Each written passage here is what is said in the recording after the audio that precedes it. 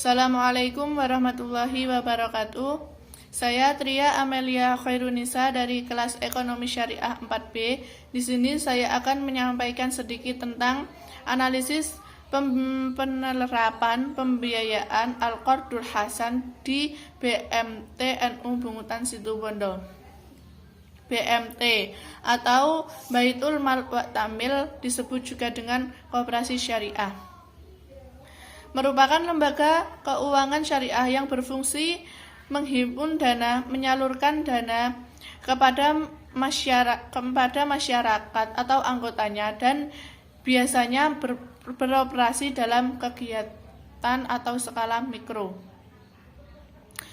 Pendahuluan. Peran BMT yang dilakukan adalah melakukan pembiayaan dan pendanaan yang berdasarkan sistem syariah. Salah satu produk yang menjadi kajian dalam penelitian ini adalah produk Al-Qard dan Al-Qardul Hasan. Al-Qard dan Al-Qardul Hasan adalah suatu sistem yang berkaitan dengan segala bentuk pinjaman tanpa imbalan yang berdasarkan pada hukum Al-Qard. Tujuan penelitian ini adalah untuk menganalisis secara parsial bagaimana penerapan pembiayaan Al-Qardul Hasan di BMT NU Bungutan Situbondo dan manfaat penerapannya di masyarakat. Landasan teori. Menurut ahli fikih, Al-Qard adalah suatu pinjaman harta yang diberikan kepada pihak yang meminjam yang di kemudian hari pinjaman itu wajib atau harus dikembalikannya. Harta pinjaman tersebut sesuai dengan jumlah harta yang pinjamannya ketika peminjaman sudah mampu untuk membayarnya. Landasan hukum Al-Qard, ijma ulama memperbolehkan pelaksanaan qoroh atau karahul hasan dengan berdasarkan beberapa acuan sebagai berikut. Yang pertama Al-Quran dan yang kedua dalil sunnah. Yang pertama Al-Quran. Dan jika ia atau orang yang berutang itu dalam kesulitan, berilah tangguh sampai ia berkata pangan, dan menyedekahkan atau sebagian atau sunnah utang itu lebih baik bagimu jika kamu mengetahui. Yang kedua dalil sunnah. Hadis meriwayatkan oleh Ibnu Mas'ud, ia berkata bahwa Nabi SAW bersabda, tidaklah seorang muslim memberi pinjaman kepada muslim lain dua kali, melainkan pinjaman itu seperti sedekah sekali. Hadis riwayat Ibnu Majah dan Ibnu Hibban. Metode penelitian ini menggunakan pendekatan kualitatif deskriptif, yaitu dengan melakukan wawancara. Penelitian ini dilakukan pada koperasi simpan pinjam pembiayaan syariah, yaitu BMT NU Bungutan Situbondo. Hasil penelitiannya ini adalah dalam informasi umum BMT NU Bungutan Situbondo KSPPS atau Koperasi Simpan Pinjam dan Pembiayaan Syariah.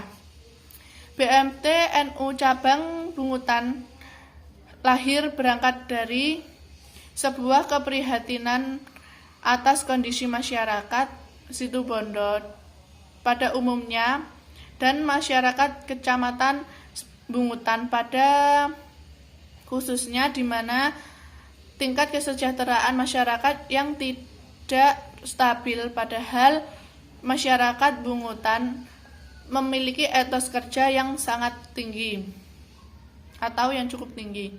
Visi dan misi BMT NU cabang Bungutan Situbondo. Visinya terwujudnya KSPP Syariah BMT NU yang jujur, amanah, dan profesional. Untuk misinya, yang pertama, menerapkan prinsip-prinsip syariat dalam kegiatan ekonomi. Yang kedua, membangun kedudukan masyarakat akan pentingnya prinsip kooperasi. Dan yang ketiga, memberikan layanan yang prima kepada seluruh anggota dan mitra. Yang keempat, mencapai pertumbuhan dan hasil usaha yang layak serta profesional. Yang kelima, turut berperan serta dalam gerakan pengembangan ekonomi syariah. Yang keenam, menjadi cabang KSPP Syariah BMT NU percontohan. Penerapan pembiayaan Qardul Hasan di BMT NU Bungutan Situbondo. Ada beberapa tahapan dalam proses pemberian pembiayaan Al-Qard Hasan di BMT NU Bungutan Situbondo atau Sukma et al. 2019. Yang pertama, permohonan pembiayaan. Yang kedua, analisis nasabah. Yang ketiga, pendidikan dasar atau Dikdas dari pihak BMT. Yang keempat, pencairan dana pembiayaan Qardul Hasan. Yang kelima, pencairan dana. Manfaat pembiayaan Qardul Hasan di BMT NU Bungutan Situbondo terhadap nasabah. Manfaat pembiayaan Qardul Hasan terdapat nasabah. Yang pertama, memudahkan dalam mendapatkan modal. Yang kedua, tidak mempersulit nasabah dalam peminjaman karena tidak ada jaminan. Yang ketiga, membantu permodalan terhadap masyarakat dalam mengembangkan usaha. Yang keempat, mengurangi pengangguran pada masyarakat menengah ke bawah dengan memberikan pembiayaan Qardul Hasan untuk menjalankan usaha. Sekian yang dapat saya sampaikan. Apabila ada kekurangan atau kesalahan dalam mengucapkan materi tersebut, saya mohon maaf yang sebesar-besarnya.